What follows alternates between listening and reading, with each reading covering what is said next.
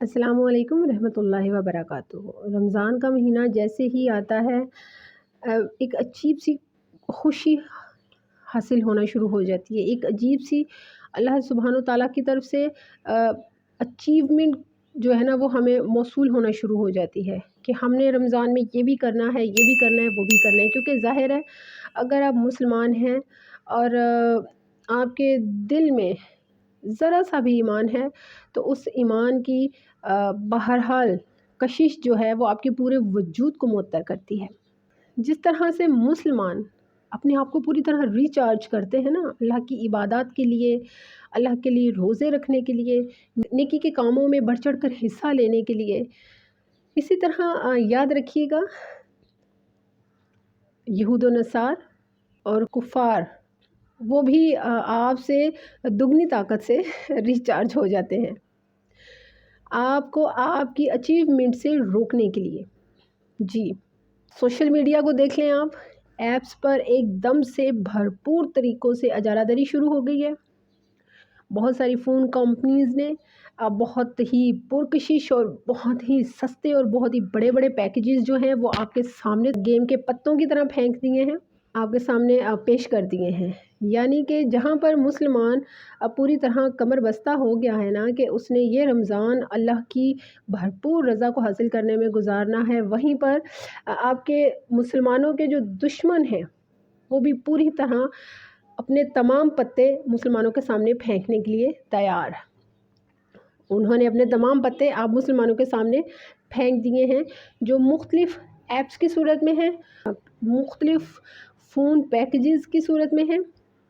Net flakes کا فتنہ، عورت کا فتنہ، یہ وہ بہت بڑے بڑے ان کے پتے ہیں جو انہوں نے مسلمانوں کے سامنے پھینکے ہیں تاکہ مسلمان جو رمضان میں آسمان کی جانب اللہ کی رحمتوں کے کھلے دروازوں کی جانب متوجہ ہو، وہ فوراً سے پہلے ان پتوں کی طرف متوجہ ہو جائے۔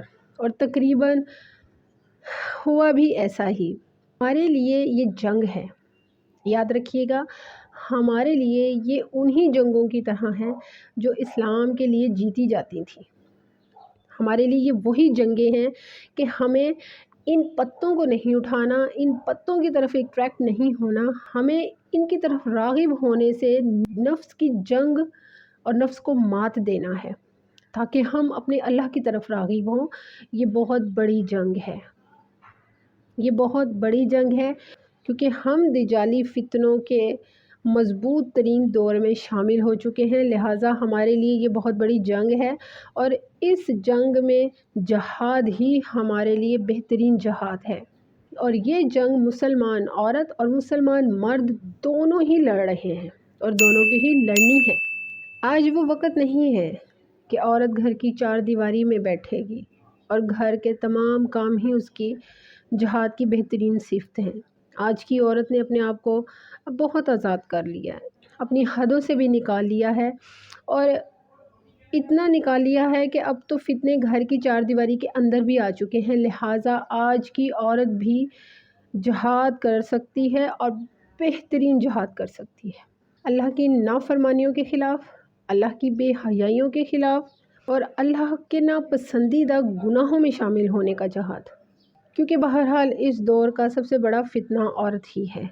لہٰذا عورت جو ہے وہ اپنے آپ کو اللہ کی تمام نافرمانیوں سے بچائے اور خود کو اس دور کے فتنہ پرور عورتوں میں شامل ہونے سے ہر طرح بچانے کی بھرپور کوشش کرے۔ عورت کا یہ بہترین جہاد ہے، سب سے بہترین ہے کہ آپ اپنے علماء کرام سے، اپنے موٹیویشنل اسلامک سپیکرز جو ہیں، جو کہ ماشاءاللہ ہمارے اس وقت یوتھ میں بے انتہا اللہ کی طرف سے بہترین میسنجر بن کر آپ کی طرف ہیں، ان کی صحبت میں رہا جائے، زیادہ سے زیادہ اللہ کے نیک لوگوں کی گفتگو سنی جائے۔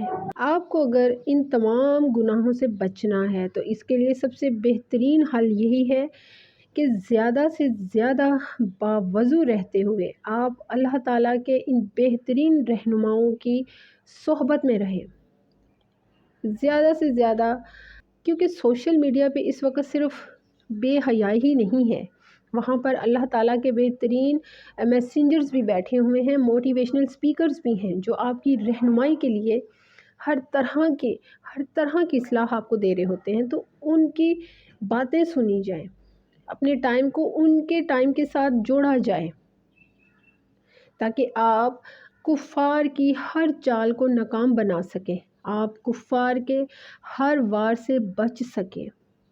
بے شک اس نوجوان نسل کے لیے چیلنجز بہت زیادہ ہیں، مگر یاد رکھیے اللہ سبحانہ و تعالیٰ نے بہترین رہنما قرآن پاک کو مقرر ہی اسی لیے کیا ہے کہ آپ کسی بھی دوسرے کی طرف دیکھنے کی بجائے یا کسی دوسرے راستے کی طرف جانے کی بجائے قرآن پاک کو چن لیں، قرآن پاک کو اپنا ساتھی بنا لیں.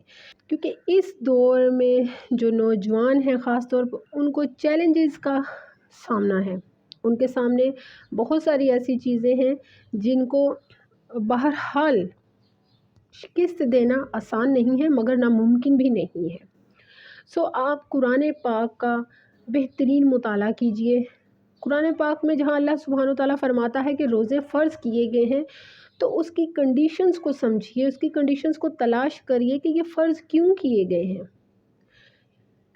اللہ سبحانہ وتعالیٰ نے ہر چیز انسان کی فلاح کے لیے ہی عطا کی ہے. تو قرآن پاک تو بہترین رہنما ہے. تو پھر کیوں نہ ہم ان فتنوں سے بچنے کے لیے، ان کفار سے بچنے کے لیے قرآن پاک کو رہنما بنائیں تاکہ قرآن پاک سے ہمیں گائیڈ لائنز ملیں، ہمیں اس جہاد میں فتح کی تمام تر وہ روشنیاں ملیں جو ہمیں ان اندھیروں سے بچا سکیں. یہ تمام وار جو ہے نا آپ پر کیے جا رہے ہیں کہ آپ کو رات میں جگایا جائے. اس لیے نہیں کہ آپ عبادت کریں، اس لیے کہ آپ کی عبادت کے وقت کو آپ سے دور کر دیا جائے. ہر ٹورنامنٹ دیکھ لیں آپ رمضان میں ڈالنا شروع کر دیا، حتیٰ کہ کرکٹ میچ کے ٹورنامنٹ بھی رمضان میں ڈالنے شروع کر دیے. اور میں نے دیکھا ہے کہ تراویح کو بس سرسری سا پڑھا اور چیلنج اسکپ کیا اور نکلے اور جا کر کرکٹ میچ دیکھنا شروع کر دیا. تمام رات یہ چیزیں چلتی ہیں. گیمز اس قدر عام کر دی ہیں ان راتوں میں کہ آپ فضیلت کی راتوں کو پا ہی نہ سکیں، صرف اس لیے کہ آپ فضیلت کی راتوں کو پا ہی نہ سکیں اور آپ ایسے ہیں کہ اس چیز کو سمجھ ہی نہیں رہے. نوجوان نسل کو گمراہ کرنا بہت آسان ہے. یہی وجہ ہے کہ کفاران جو ہیں یہ نوجوان نسل کو ہی ہمیشہ بہکاتے ہیں، کیونکہ ان کو پتہ ہے نوجوان نسل جو ہے اس کو کھانے پینے کے شوق میں ڈال دو، اس کو جاگنے کے اور گیمز کے شوق میں ڈال دو، یہ لوگ خود ہی عبادات سے دور ہو جائیں گے، خود ہی رات کی فضیلتوں سے دور ہو جائیں گے.